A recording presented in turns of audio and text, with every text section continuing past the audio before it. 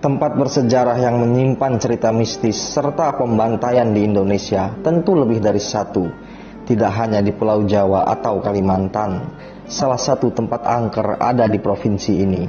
Daerah yang kaya dengan sumber daya alam yang telah menjadi komoditas di pasar nasional maupun internasional. Cerita angker ini belum didengar halayak ramai, apatah lagi sampai orang-orang di luar kota. Gedung tua yang puluhan tahun terbengkalai menjadi objeknya, letaknya berada jauh dari pemukiman. Warga tidak pernah mau melewati bangunan tua itu. Semak belukar, rumpun perdu, rumpun putri malu, alang-alang serta pohon besar tumbuh di halaman hingga ke dalamnya. Bahkan akar pohon itu merusak lantai, tinggi batangnya juga menembus atap. Gedung tua ini terletak terpisah dari kampung, letaknya berada di pedalaman paling ujung. Warga pendatang yang membuka lahan dan membangun desa di pesisir ini tidak begitu paham tentang sejarahnya. Mereka hanya mengetahui keangkerannya. Dulu, ketika awal bermukim di kampung yang mereka namakan Karangmulia, tokoh adat beberapa kaum laki-laki berada dalam peristiwa klinik yang hingga hari ini menjadi cerita turun-temurun. Tokoh adat dan kaum laki-laki sepakat untuk mencari kayu yang paling bagus dan batu pondasi hingga ke dalam bukit hijau. Akses paling bagus untuk ke dalam bukit mesti melalui gedung tua. Sehelai kembang layu gontai gugur di kaki pagar. Mereka semua bertanya-tanya tentang rumah siapakah dan dipergunakan untuk apakah bangunan itu. Namun, tokoh adat sempat mengingatkan mereka agar tetap melanjutkan perjalanan. Hari itu masih siang. Kemungkinan makhluk gaib belum menonjolkan eksistensi. Kakekku pernah bercerita, mereka semua mesti rela melempar kayu gelondongan ketika melalui depan gedung tua. Waktunya bertepatan maghrib, sia-sialah mereka naik turun bukit memikul kayu yang beratnya ratusan kilo, ujar Sulpakar, warga desa Karangmulia. Sulpakar bercerita, saat orang yang dituakan beserta beberapa warga desa Karangmulia melewati gedung tua itu, mereka mendengar jerit minta tolong. Suaranya terdengar sangat menyentuh nurani. Andai tetua masyarakat tidak mengajak warga membuka pagar gedung itu, maka cerita turun-temurun tentang keseramannya mungkin tidak akan menakuti anak-anak. Warga juga tidak akan menutup jalan perbatasan kampung dengan gedung itu menggunakan gundukan tanah. Semua warga rela bergotong royong. Mereka enggan jiwa arwah yang ada di dalamnya berkeliaran karena tahu ada manusia yang bermukim di sekitar mereka.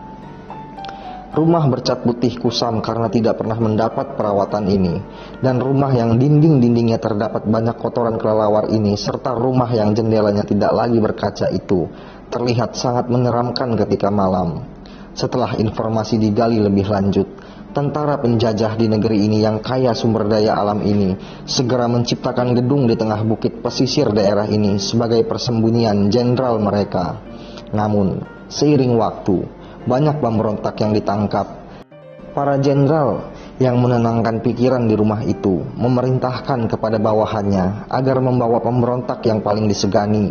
Di dalam sana, bukan lidah mereka saja atau jari mereka. Yang lebih sadis adalah mata mereka ditembak, dan ada juga beberapa orang yang setelah menerima penyiksaan lalu dipenggal menggunakan senjata paling tajam. Tidak ada yang mengetahui pasti berapa korban kekejaman penjajah dalam gedung tua itu. Dari beberapa tulisan, puluhan lelaki dan perempuan menjadi korban tuduhan pemberontakan dan dibunuh serta dikubur di bawah tanah salah satu lantai gedung tua tersebut. Semakin dalam tim pantau misteri menelusuri tentang gedung yang dianggap angker ini. Ternyata salah seorang warga yang bermukim di kampung Karangmulia menyampaikan hal tidak kami duga.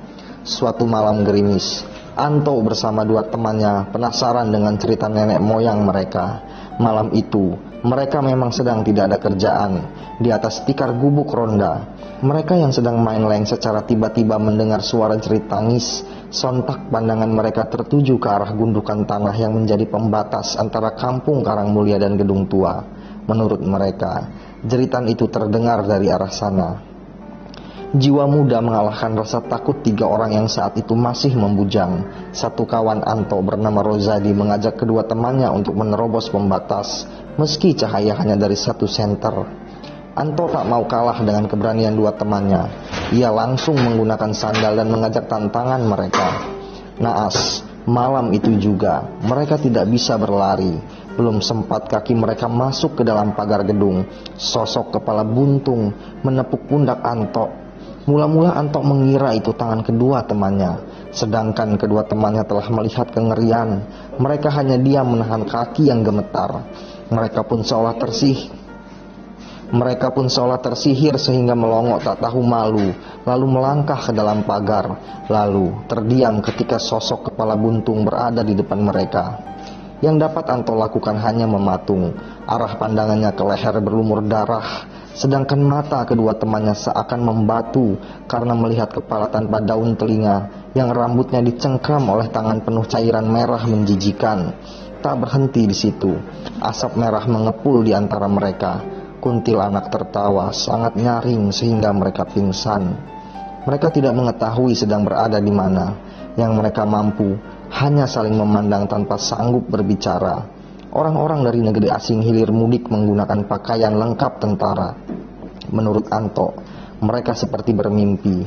Tapi menurut para ahli spiritual, mereka tidak sedang bermimpi, tapi alam bawah sadar mereka sedang diperlihatkan tentang sesuatu ketidakadilan. Penglihatan ini bukan semata untuk dibiarkan berlalu tanpa makna. Pengalaman ini mesti diabadikan dan disebarluaskan sebagai pengingat dan pembelajaran bahwa pernah ada tragedi yang tidak diperbolehkan untuk terjadi lagi. Anto dan kedua kawannya mendengar cerit dan tangis kesakitan yang membangkitkan bulu punggung mereka. Para tentara itu tak segan mencungkil mata dan menyayat lidah bayi sehingga perempuan yang rambutnya telah hendak keruan menangis histeris. Betapa kejam para tentara itu. Mereka pun mematahkan leher seorang bapak yang telah renta. Alasannya hanya tuduhan bahwa bapak itu terlibat pemberontakan. Sungguh kejam. Padahal mereka menjajah negeri ini. Mereka tidak hanya merampas sumber daya, tapi juga mematahkan semangat para pribumi termasuk anak-anak muda, kata Anto bergetar. Kami masuk hingga ke halaman belakang gedung itu. Ratusan pemuda dan pemudi berlutut dan menunduk tanpa busana dari atas dinding eksekusi. Puluhan tentara bersiap dengan senapan mesin mereka. Habislah puluhan nyawa anak-anak muda bangsa kita, kata Anto sambil menangis. Entah kekuatan dari mana, mereka semua terbangun setelah diperlihatkan segala kekejian yang pernah terjadi di dalam gedung tua itu. Tapi kengerian mereka belum berhenti. Puluhan pocong yang matanya merah dan wajahnya putih pucat seperti dinding kusam melingkari mereka yang masih pusing dan tak berdaya. Langsung saja mereka berteriak dan berdiri, lalu berlari, ingin meninggalkan tempat angker itu.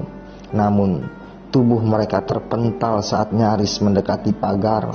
Sosok tinggi besar tertawa. Tawa geramnya berpadu dengan tawa kuntilanak. Dari arah belakang, sosok kepala buntung berjalan pelan ke arah mereka. Namun, jalannya seperti menghilang lalu terlihat kembali tepat 1 meter di depan mereka. Benar-benar malam yang mencekam bagi 3 orang pemuda itu. Mereka mencoba keluar tapi terdengar sosok bayi, sehingga mau tidak mau mereka melihat sekitar dan di dekat mereka tidak ada seorang pun manusia. Mereka menjerit dan menjerit, tapi tidak ada yang mendengar. Beruntunglah mereka karena mendengar kokok ayam kampung, sehingga angin berembus dan lambat laun sosok-sosok itu menjelma bayang kemudian berangsur menghilang. 2021